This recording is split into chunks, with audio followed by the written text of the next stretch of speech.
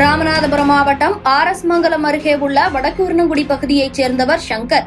இவருக்கு ஏற்கனவே திருமணமாகி மனைவியுடன் ஏற்பட்ட கருத்து வேறுபாடு காரணமாக விவாகரத்தான நிலையில் திருவாடானை அருகே உள்ள கூடலூர் பகுதியைச் சேர்ந்த பாகம் பிரியாள் என்பவரை இரண்டாவதாக திருமணம் செய்துள்ளார். பாகம் பிரியாளுக்கும் திருமணமாகி விவாகரத்தாகிவிட்ட நிலையில் இருவரும் திருமணம் செய்து வடக்கூர்ணங்குடியில் வசித்து வருகின்றனர். இந்நிலையில் பாகம் பிரியாள் கருவுற்றுள்ளார். கணவர் சங்கர் அடிக்கடி மது குடித்துவிட்டு தொந்தரவு செய்து வந்த நிலையில் 6 மாத கர்ப்பமாக இருந்த பாகம் பிரியாள் கர்ப்பம் கலைந்துள்ளது. இதனால் உடல்நிலை சரியில்லாமல் போயுள்ளது.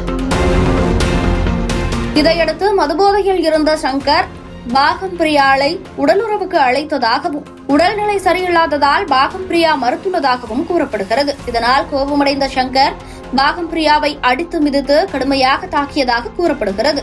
நீண்ட நேரம் எழுந்திருக்காமல் இருந்த நிலையில் பாகம் பிரியாள் உறவினர்களுக்கு தகவல் கொடுக்கப்பட்டு உறவினர்கள் அவரை மீட்டு மருத்துவமனைக்கு அழைத்துச் சென்றுள்ளனர்.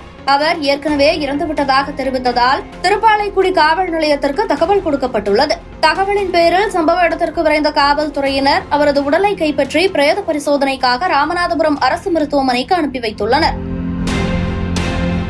இதனைத் தொடர்ந்து கணவர் சங்கரை கைது செய்து விசாரித்து வரும் நிலையில் திருமணமாகி 1 வருடமே ஆனதால் வருவாய் கோட்டாட்சியருக்கு பரிந்துரை செய்திருப்பதாகவும் காவல்துறையினர் தெரிவித்துள்ளனர். உடல்நிலை சரியில்லாத மனைவியை கொன்ற கணவன் மீது சட்டப்படி உரிய நடவடிக்கை எடுக்க வேண்டும் என பாகம் பிரியாளின் உறவினர்கள் கோரிக்கை வைத்துள்ளனர்.